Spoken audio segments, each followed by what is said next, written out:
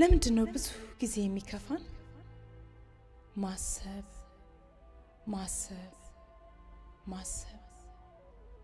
ስላለንበት ሀገር አየር ስለ ወረቀት ስለ ትዳራቻ ማጣት ስለ ቤተሰብ ናፍቆት ስለ ስራ ማጣት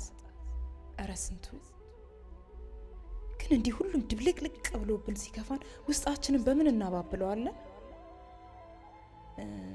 በመጠጥ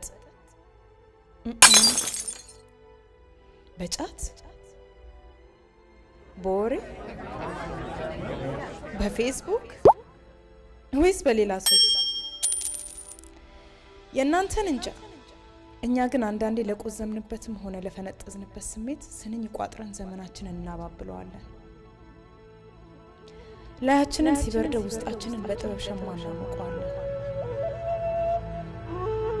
እስኪ ነውና አብረንና ራእይ ጥበባት